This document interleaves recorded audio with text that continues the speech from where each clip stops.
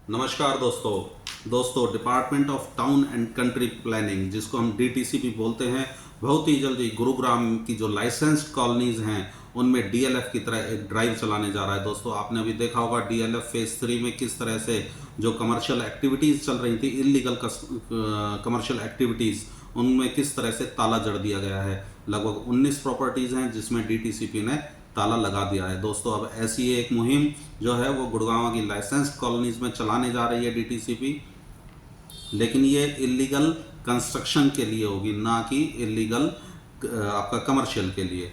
तो दोस्तों, जो भी ऐसे प्रॉपर्टी ओनर हैं जिनके पास कोई ऐसी प्रॉपर्टी है और जिन्होंने उस पर किसी ने भी इलीगल कंस्ट्रक्शन जैसा कुछ किया हुआ है, चाहे वो 10% हो 20% हो, अगर कुछ ऐसा किया हुआ है तो कृपया सावधान हो जाएं कि बहुत ही जल्दी यह मुहिम शुरू होने वाली है। हो सकता है इसी सप्ताह यह मुहिम शुरू हो जाए। तो दोस्तों, डीटीसीपी के पास एक्चुअली काफ़ी दिनों से शिकायतें आ रही थी, लगातार शिकायतें आ रही थी कि अभी जो है लाइसेंस्ड कॉलोनीज़ में, जो गुरुग्राम की लाइसेंस्ड कॉलोनीज़ हैं, उनमें बहुत ज़्यादा इलीगल कंस्ट्रक्शंस होने लगा है।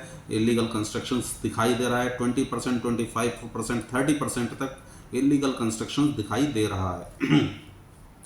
तो दोस्तों, जो डीटीसीपी है, उन्होंने एक एनफोर्समेंट टीम जो है वो गठित की, जिसमें कि एनफोर्समेंट टीम मौके पर जाएगी और वहाँ वो देखेगी कि जो बिल्डिंग के जो बनी है वो बिल्डिंग के बाय लॉज के मुताबिक है या नहीं है, उसमें वो नक्शा जो उन्होंने दिया हुआ है उस नक्शे के मुताबिक वो बिल्डिंग बनी है या नहीं है। अगर कोई भी बिल्डिंग इस तरह की पाई जाती है जिसमें कि इलीगल कंस्ट्रक्शन, किसी भी तरह का इलीगल कंस्ट्रक्शन हो रखा है, तो दोस्तों उस पर कार्रवाई की जा सकती है। और ये कार्रवाई होगी जैसे कि जो प्रॉपर्टी का ओनर है उसको शो कॉज नोटिस एक मिल सकता है, जिसमें उसको बताना पड़ेगा कारण कि किस कारण से उसने ये किया, और ज़रूरत पड़ी तो हो सकता है जो कंसर्न प्रॉपर्टी का जो आर्किटेक्ट है जिसके ज़रिए उस प्रॉपर्टी को ओसी मिला है उसको ब्लैक लिस्ट कर दिया जाए।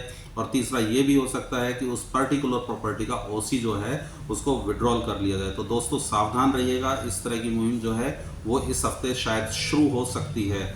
और लेकिन ये हर केस टू केस पर निर्भर करता है कि कौन से केस में बिल्डिंग में क्या इलीगल कंस्ट्रक्शन हो रही है।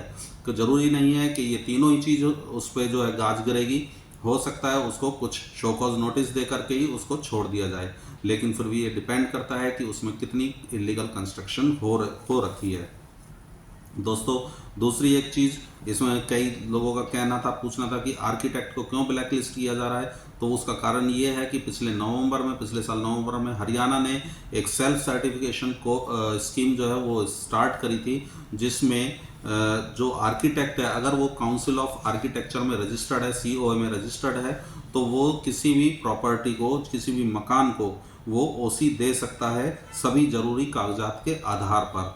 तो दोस्तों, ओसी देने के 3 दिनों के अंदर आर्किटेक्ट को सारे डॉक्यूमेंट्स जो हैं वो कंसर्न डिपार्टमेंट में जमा करने होते हैं, और उसी कंसर्न और वही डिपार्टमेंट फिर जो है उसी के आधार पर, उन नक्शों के आधार पर ही देखता है कि इसने इलीगल कंस्ट्रक्शन किया हुआ है या जो जैसा इसने नक्शा दिया था वो वैसा ही नक्शे के मुताबिक मकान बना हुआ है।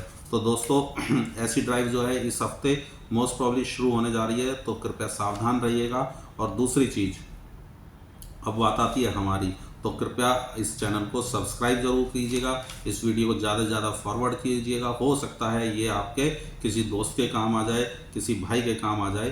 तो दोस्तों, ज़्यादा से ज़्यादा इसको फॉरवर्ड कीजिएगा और सब्सक्राइब कीजिएगा, जिससे कि आपको ऐसी जानकारी भविष्य में मिलती रहे। Thank you.